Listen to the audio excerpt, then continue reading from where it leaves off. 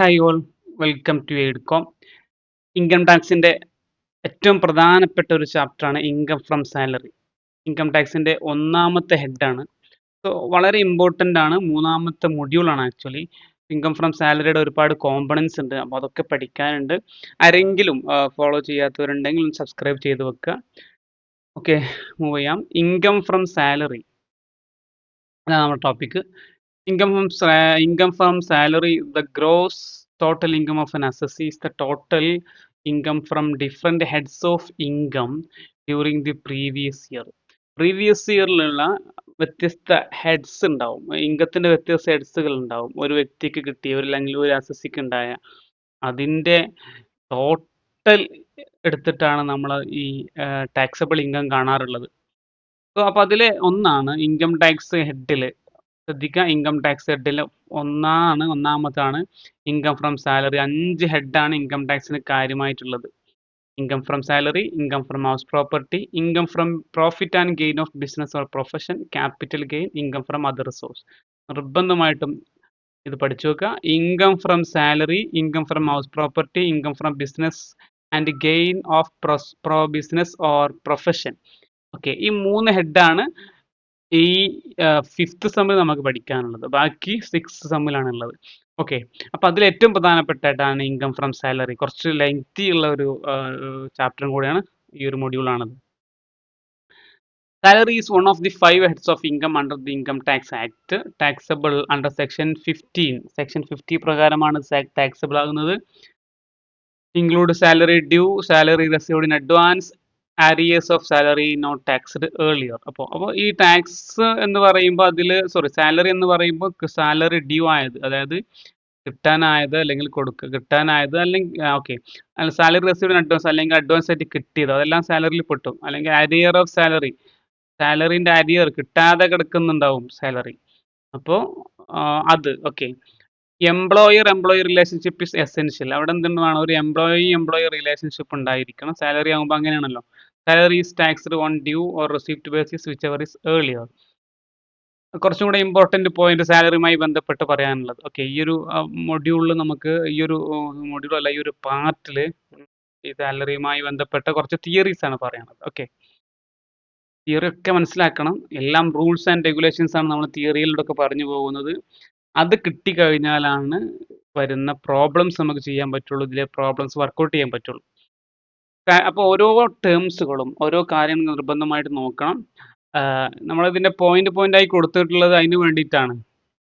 ആ ടെക്സ്റ്റ് ബുക്കിലൊക്കെ നോക്കിയാൽ ഒരു പക്ഷേ ഒരുപാട് പോയിന്റ്സ് ഇങ്ങനെ കൊടുത്തിട്ടുണ്ടാവും. അതിൽ പ്രധാനപ്പെട്ട പോയിന്റ്സ് മാത്രമാണ് നമ്മൾ നോട്ട് ചെയ്ത് പോകുന്നുള്ളൂ. എല്ലാത്തിലും അങ്ങനെ തന്നെയാണ്. നമുക്ക് ആവശ്യമുള്ളത് മാത്രം. സോ അതുകൊണ്ട് നിർബന്ധമായിട്ട് ഫോക്കസ് ചെയ്ത് പഠിക്കുക, നോട്ട് ചെയ്യുക. Salary means legally enforceable remuneration. Salary means legally enforceable remuneration ആണ്. Employer relationship is compulsory. Salary is not taxable. എന്താ നോഷണൽ സാലറി എന്ന് പറഞ്ഞു കഴിഞ്ഞാൽ? നോഷണൽ സാലറി എന്ന് പറഞ്ഞാൽ സാങ്കല്പികമായിട്ടുള്ള ചില സാലറികൾ, അതാണ് നോഷണൽ സാലറി. ആക്ച്വലി സാലറി അല്ല. പ്രൊപ്പറേറ്റേഴ്സ് സാലറി റിസീവ്ഡ് ഫ്രം ബിസിനസ്സിൽ നിന്ന് പ്രൊപ്പറേറ്റേഴ്സിനുള്ള സാലറി കിട്ടി, അല്ലെ, പ്രൊപ്പറേറ്റേഴ്സിന് സാലറി, ബോണസിനുള്ള സാലറി ബിസിനസ്സിന് കിട്ടി എന്നൊക്കെ പറയുമ്പോൾ അത്രയും ചില സാങ്കല്പികമായ ചില സാലറികളുണ്ട്. അതാണ് നോഷണൽ സാലറി. അത് ടാക്സബിൾ അല്ല എന്ന് പറയുന്നത്. Salary paid by a firm to its partners is business income, not salary. Salary എന്ത് ചെയ്തു, ഒരു ഫേം കൊടുത്തു, അവൻ്റെ പാർട്ട്നേഴ്സിന് സാലറി കൊടുത്തു ഫേം, അങ്ങനെയാണെങ്കിൽ എന്തല്ല സാലറി അല്ല എന്നുള്ളതാണ് പറയുന്നത്. ഈ പറഞ്ഞ തന്നെ തൊട്ട് മുന്നേ പറഞ്ഞ ആ ഒരു എക്സാമ്പിൾ തന്നെയാണത്. അതേപോലെ തന്നെ salary surrendered to central government is exemption. Central ഗവൺമെന്റിലേക്ക് സറണ്ടർ ചെയ്ത സാലറി അതെന്തുണ്ട്, എക്സംഷൻ ഉണ്ട് എന്നുള്ളതാണ് പറയുന്നത്. Then tax paid by employer on behalf of the employee is added to salary. Employer എന്ത് ചെയ്തു, എംപ്ലോയിക്ക് പകരമായിട്ട് ടാക്സ് കൊടുത്തു. അപ്പോൾ ആ എമൗണ്ട് എന്ത് ചെയ്യും, എംപ്ലോയിയുടെ സാലറിയുടെ കൂടെ ആഡ് ചെയ്യും. ദെൻ കമ്പൽസറി ഡിഡക്ഷൻസ്, ചില കമ്പൽസറി ഡിഡക്ഷൻസ് ഉണ്ട്. PF, പ്രൊഫഷണൽ ടാക്സ് പോലെയുള്ള from part of gross salary. അത് ഗ്രോസ് സാലറിയുടെ form of part of gross സാലറിയുടെ ഒരു പാർട്ടും കൂടെയാണ്. സാലറി എന്ന് പറഞ്ഞാൽ എന്താണ് സാലറിയിൽ എന്തെല്ലാം ഇൻക്ലൂഡ് ആവും? Wages, pension, gratuity, fee and commission, perquisite, advance salary, leave encashment, annual accretion, transferred balance, ഈ employer contribution to NPS, government contribution to Agniveer corpus fund. അപ്പൊ ഇങ്ങനെയുള്ള ഈ ഐറ്റംസ് ഒക്കെയാണ് ആക്ച്വലി സാലറി എന്ന് പറഞ്ഞത്. അപ്പൊ സാലറി എന്ന് പറഞ്ഞു കഴിഞ്ഞാൽ ജസ്റ്റ് നമുക്ക് കിട്ടുന്ന സാലറി മാത്രം, അതിൽ പെൻഷൻ, ഗ്രാറ്റുവിറ്റി ഇതെല്ലാം പെടും. അപ്പൊ ഇതെല്ലാം ഓരോന്ന്, പെൻഷൻ ആയാലും ഗ്രാറ്റുവിറ്റി ആയാലും അങ്ങനെ ഓരോന്ന് ഡിസ്കസ് ചെയ്യാണ് നമ്മൾ വരും പാർട്ടുകളിൽ. ഓക്കെ, അതാണ് അതുമായി ബന്ധപ്പെട്ട വാല്യുവേഷൻ കാൽക്കുലേഷൻസ് ഒക്കെയാണ് ഈ ഒരു ചാപ്റ്ററിൽ ഉണ്ടാവുക. ഓക്കെ, ഈ ഒരു മൊഡ്യൂളിൽ അതിൽ നമ്മളൊന്നും കണ്ടില്ല. ആനുവൽ അക്രീഷൻ ഇവിടെ കണ്ടു, നമുക്ക് ആനുവൽ അക്രീഷൻ അല്ലേ. ഓക്കെ, ആനുവൽ അക്രീഷൻ എന്താ? ആനുവൽ അക്രീഷൻ നോക്കാം. Employers PF contribution above 12% of salary is taxable. Okay, അതായത് പബ്ലിക് ഫണ്ട്, പ്രൊവിഡന്റ് ഫണ്ട് ഉണ്ടാവും, അതിൽ എംപ്ലോയറുടെ കോൺട്രിബ്യൂഷൻ 12% മുകളിലാണെങ്കിൽ എന്താണ്? ടാക്സബിൾ ആണ്. Interest on PF above 9.5% is taxable. അതിൽ നിന്ന് കിട്ടുന്ന ഇൻട്രസ്റ്റ്, അതായത് ആ പ്രൊവിഡന്റ് ഫണ്ടിൽ നിന്ന് കിട്ടുന്ന ഇൻട്രസ്റ്റ്, ആ ഇൻട്രസ്റ്റ് 9.5% മുകളിലായാൽ അതും എന്താണ്? ടാക്സബിൾ ആണ്. അപ്പൊ താഴെ ആകുമ്പോഴാണ് ടാക്സബിൾ അല്ലാത്തുള്ളൂ, മുകളിലായാൽ ടാക്സബിൾ ആണ്. അതാണ് ഈ ആനുവൽ അക്രീഷൻ എന്നൊക്കെ പറയുന്നത്. Combined employer contribution to PF plus NPS plus superannuation fund exceeding 7.5 lakh per year is taxable. എംപ്ലോയറുടെ കോൺട്രിബ്യൂഷൻ PF-ലേക്കും NPS-ലേക്കും സൂപ്പറാനുവേഷൻ ഫണ്ടിലേക്കും എംപ്ലോയറുടെ കോൺട്രിബ്യൂഷൻ ഈ 7.5 ലക്ഷത്തിന് മുകളിലായി കഴിഞ്ഞാൽ അതും തന്നെയാണ്? ടാക്സബിൾ ആണ്. അതാണ് ഈ ആനുവൽ അക്രീഷൻ കൊണ്ട് ഉദ്ദേശിക്കുന്നത്. Transferred balance, balance transferred from unrecognised provident fund to recognised provident fund. Unrecognised provident ഫണ്ടിൽ നിന്ന് ഒരു റെക്കഗ്നൈസ്ഡ് ആയിട്ടുള്ള പ്രൊവിഡന്റ് ഫണ്ടിലേക്ക് എമൗണ്ട് മാറ്റുമ്പോൾ, ട്രാൻസ്ഫർ ചെയ്യുമ്പോൾ എന്തുതന്നെയാണ്? ആ ഒരു the taxable portion of the transferred balance will be the aggregate of annual accretion. അപ്പോൾ അത് ആനുവൽ അക്രീഷന്റെ ഒരു എന്താ പറയാ, ആഡ് ആയിട്ട് വരും, അതിലേക്ക് അത് ആഡ് ആയിട്ട് വരും എന്നുള്ളതാണ് പറയുന്നത്. അതാണ് transferred balance taxable to the extent of accumulated annual accretion. അതിന്റെ എക്സ്റ്റെന്റ് ടാക്സബിൾ ആകും എന്നുള്ളതാണ് പറയുന്നത്. Then national pension system. National pension system is applicable for those who join service after 1st January 2004. 2004 ശേഷം ജോയിൻ ചെയ്ത ആളുകൾക്കാണ് ഈ നാഷണൽ പെൻഷൻ സിസ്റ്റം അപ്ലിക്കബിൾ ആവുക. Okay, under contributory pension scheme. അപ്പോൾ ഇവിടെ applicable to employees under the contribution pension scheme, employers contribution is taxable as salary. എംപ്ലോയേഴ്സിന്റെ contribution, എംപ്ലോയിക്കുള്ള എംപ്ലോയറുടെ കോൺട്രിബ്യൂഷൻ എന്താണ്? ടാക്സബിൾ ആണ്, സാലറി പോലെ ടാക്സബിൾ ആണ്. അതിന്ന് ഡിഡക്ഷൻ ഉണ്ട് എന്നുള്ളതാണ്. അപ്പോൾ ഡിഡക്ഷൻ എങ്ങനെ? 10% ഓഫ് സാലറി എന്തുണ്ട്?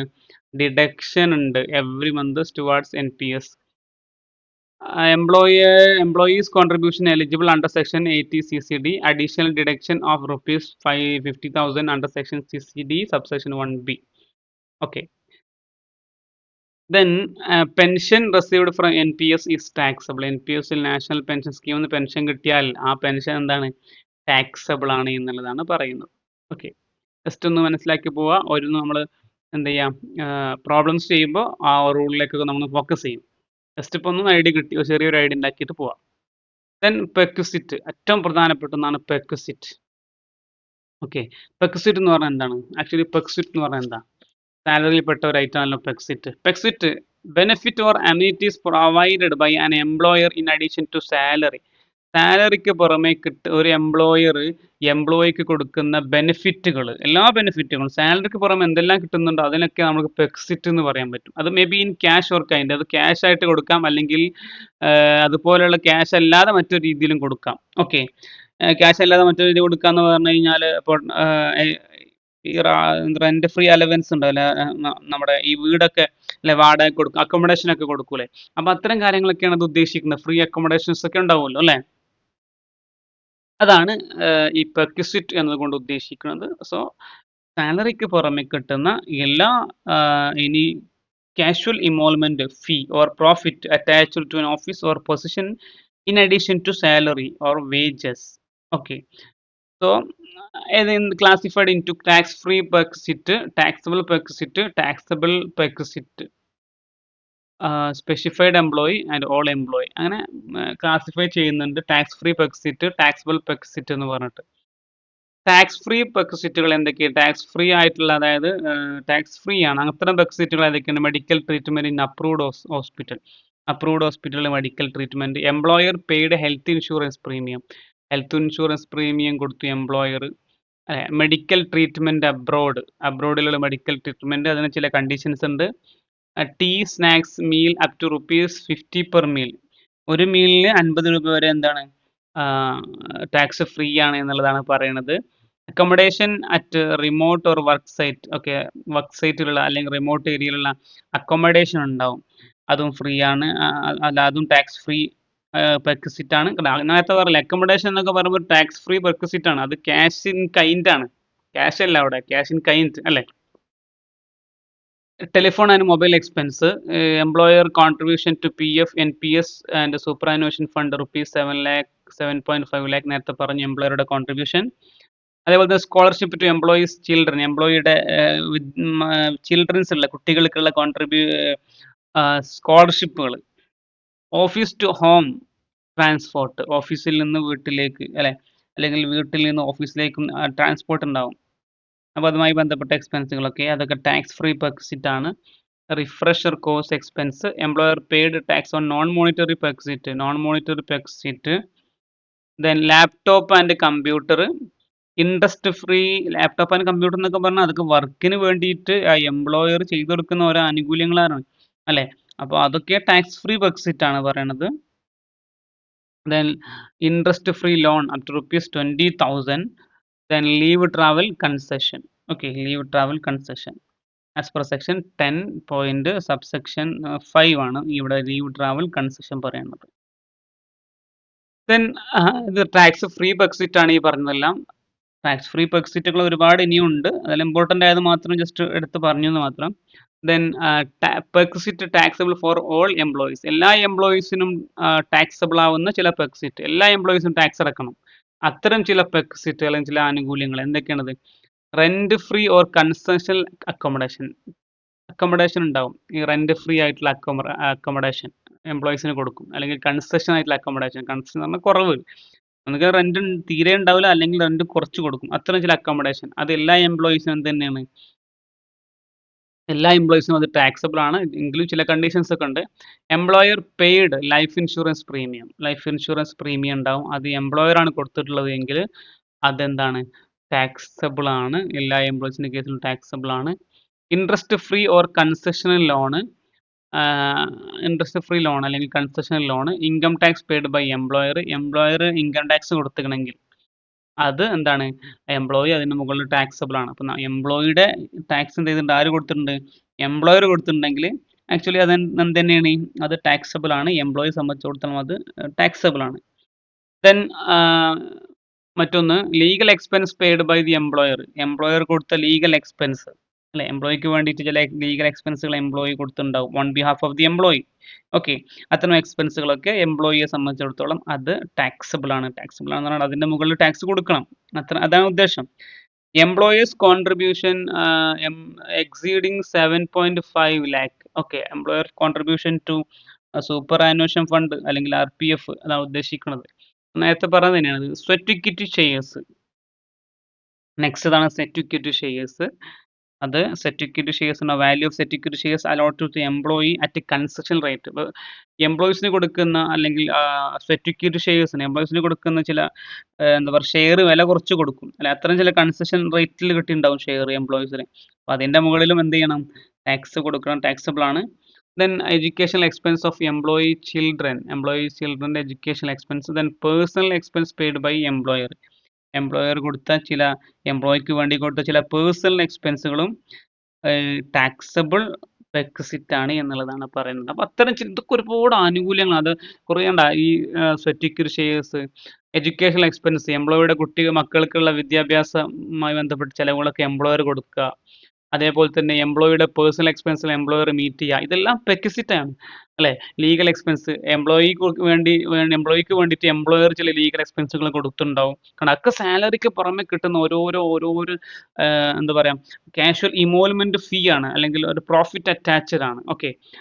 സോ അതൊക്കെയാണ് ശരിക്കും പെർക്സിറ്റ് ടാക്സബിൾ ഫോർ ഓൾ എംപ്ലോയി, എല്ലാ എംപ്ലോയീസിനും ടാക്സബിൾ ആകുന്ന ചില പെക്സിറ്റ് എന്ന് പറയുന്നത്. So okay.